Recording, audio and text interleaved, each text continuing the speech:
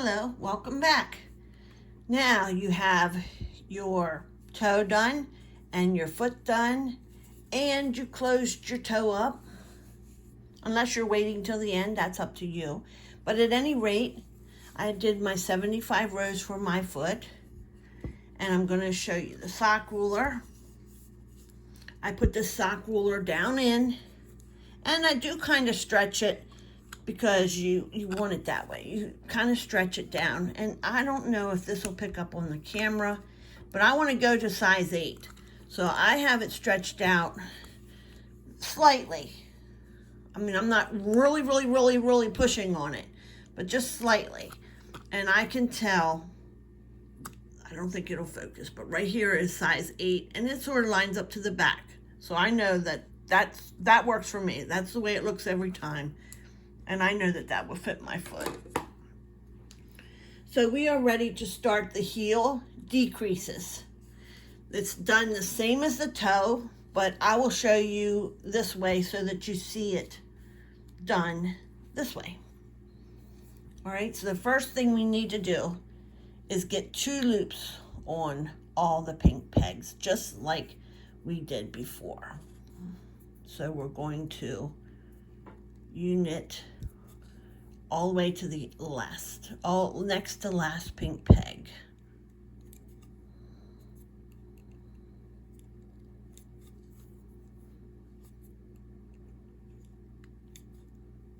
How was that toe closure?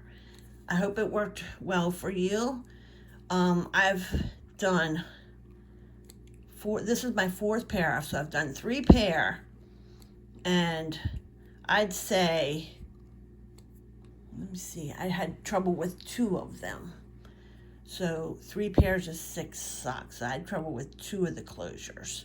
I know the first one was because I split my yarn when I was doing my cast on. Because when I went to pull that through, it wasn't going to pull through because half of it was stuck because I split the yarn. That's why when I was telling you how to do the cast on, I was telling you how important it was not to split your yarns. But I'm getting better at it, and I'm a newbie, a beginner at socks. So you will get better the more practice. I've had 2 that I had gotten stuck so bad at the closure that I had to redo the whole sock. I had to frog the whole sock. So it happens. I'm just now starting to get it to work for me completely. But then, as you get practice, you know what you're looking for. Okay, so we're going to do this one, and then we're going to wrap and turn that last peg, hold the yarn to the front, go down through your loop and pull it off, put the working yarn behind the peg, and put your stitch back on. Okay, and now we're going to go, just bring it across the peg. It doesn't matter if it's across this loop at all, that doesn't matter. And we're going to unit the other way this time.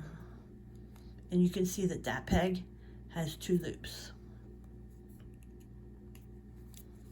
Did y'all try to match your socks?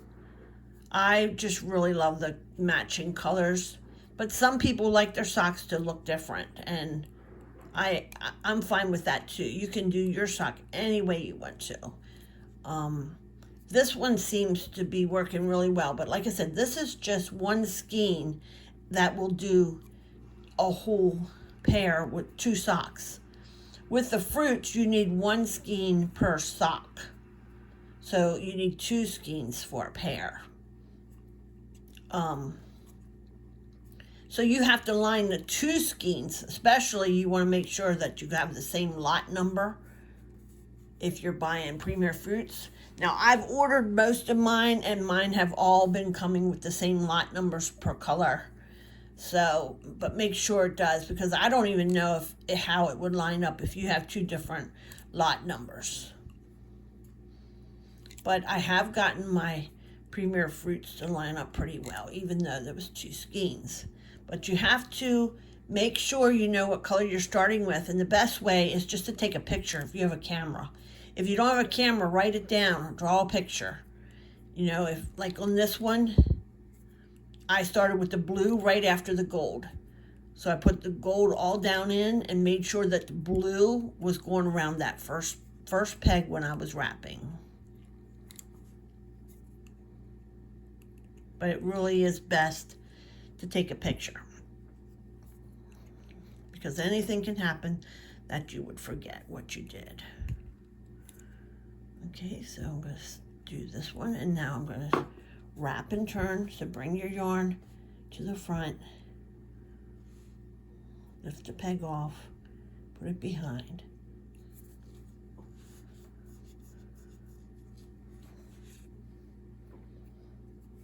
And we'll do one more, just so you get the idea. So just cross over. It does, like I said, it doesn't matter that that's going in front of there or anything like that. Oops, I lost my yarn. Sorry. Just come over that one and let the two loops, and then you knit back. So there's 2 loops on there. It doesn't matter, like I said, if they're on top of each other, as long as you can tell there's 2 loops there when you come back. You can write it down. When the first couple pairs I made, I used the pattern, and the pattern tells you exactly, you're knitting 1 to 32 and wrap and turn 33. And then I would just mark it off as I went to make sure what I was doing. Especially if you're using the KB loom, because you don't have the pegs pink, you do have them with stitch markers, but they're not pink, so you have to know exactly where to start. You make sure you have to have your pegs marked. You want to end with 2 pegs, not 2 pegs, 2 loops on every peg.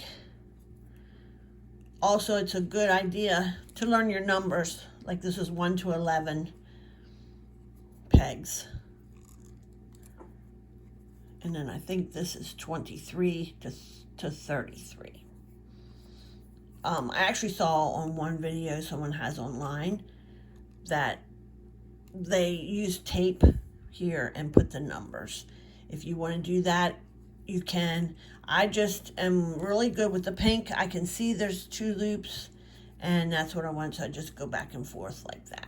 But like I said, when I first started, the first 2 pairs I made, I followed that pattern and marked each row off, because I just wasn't exactly sure what I was doing. And I didn't want to miss any pegs, especially if your sock yarn, it's like if you have one color, or like this, if I get a white on top of a white, it's a little hard sometimes to see that there's 2 stitches on that peg. So you have to make sure you know where you are and what you're doing, and whether you can see the 2 stitches, or 2 loops, I mean.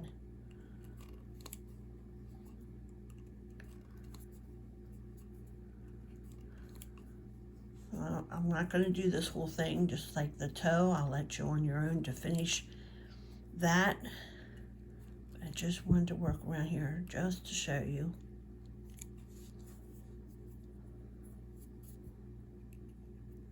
You stop here. This one has 2 loops. I can tell real easy because one's blue and one white. But if you have the same color, you have to make sure there's 2 loops. If you come back in here, you can kind of pick up one. You know there's 2. Okay, so same thing here. Yarn to the front. Pick it up, put it back, and down. Now, I also want to tell you that on some videos, you'll see people do wrap and turns, like they'll come and they'll just do this and then go back. Now, I don't care if you do that or not. I haven't done it. I really like the way my socks have been closing. There's very few holes. So I like the way I've been doing it. Here's my heel and stretched out there, and I don't see very little holes. even when it gets on my foot. You might see a couple here, but I haven't had any problem. Same with my toe increases and decreases. They're nice and tight. I'm very happy with them. But if you're having problems taking the loop off the peg, that might be something that you need to check out to do your wrap and turn differently. Okay, so always from this one, bring it over here. After you do the wrap and turn, and do a unit. So lock it in there and head back. So now there's 2 and 2. And you're going to go back and you'll do this one, and then you'll have 2 on both sides done. You're going to go back and forth till every peg has 2 loops, just like you did for the toe decreases.